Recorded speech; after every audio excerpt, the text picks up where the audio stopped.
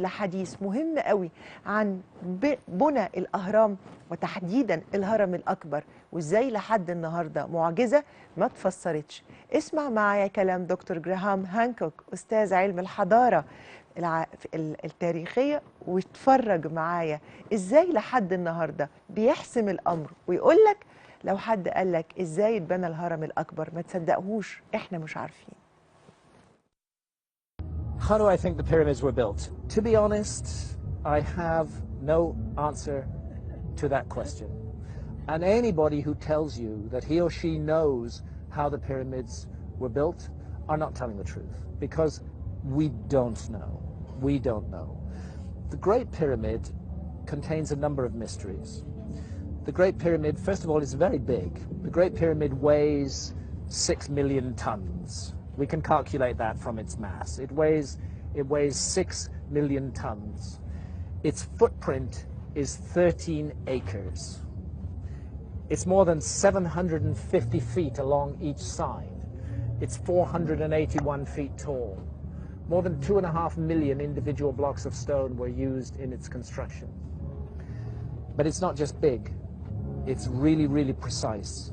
The Great Pyramid is locked in to the cardinal dimensions of our planet. The Great Pyramid is targeted on true north within 3/60ths of a single degree.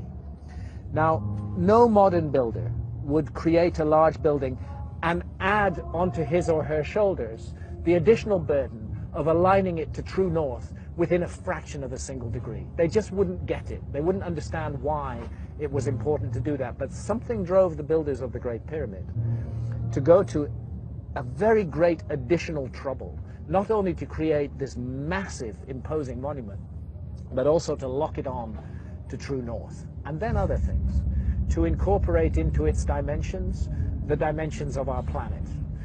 I don't want to get too numerical or possibly even boring here, but if you take the height of the Great Pyramid and multiply it by 43,200, you get the polar radius of the Earth.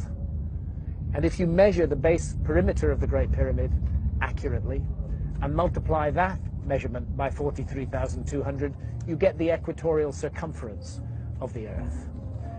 In other words, for thousands of years, through times, through dark ages, when human beings didn't even know they lived on a planet, never mind its dimensions, that monument has encoded and speaks out the dimensions of our planet on a scale of 1 to 43,200. And the scale is not random.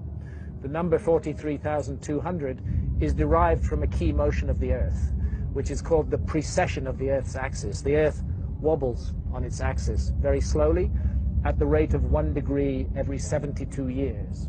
And 43,200 is a multiple of 72.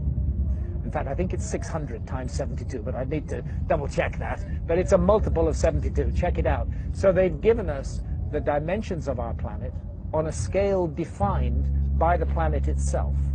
And that's an incredibly clever thing to do. How on earth did they do it? Where did that knowledge come from? This is why I'm forced to consider the possibility of a lost civilization in the human story. This is a work of almost, but not quite, space-age precision. It contains errors, but they are human errors for sure, but they're very tiny. The great precision, great skill, great craft. Some people will say to you, oh, the Great Pyramid was built by slaves. That is utter bullshit. No slaves were ever involved in the construction of the Great Pyramid. As far as I know, there were no slaves in Old Kingdom Egypt whatsoever. The Great Pyramid, I've climbed it 5 times. I've been in every known chamber in the Great Pyramid. It is a work of stunning artistic achievement. You're looking at the work of masters of architecture at the peak of their skill.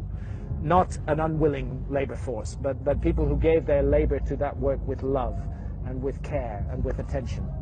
There are blocks of stone weighing 70 tons that have been raised more than 300 feet above the ground. And we're not talking a couple of blocks, we're talking dozens of blocks of that weight.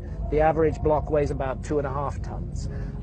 It's the moving of those huge blocks of stone, their arrangement into a high precision monument, and the achievement of actually doing it, because you know if you make a small mistake at the base, by the time you get to the summit of your 481-foot high pyramid, you don't have a pyramid, you have a corkscrew.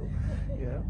They got it all right, and nobody today can explain how they did it, with the knowledge that is supposed to have been available in ancient Egypt in the Old Kingdom, and with the tools that are supposed to have been available. And that's why I can't help feeling that we are missing some chapter from the human story.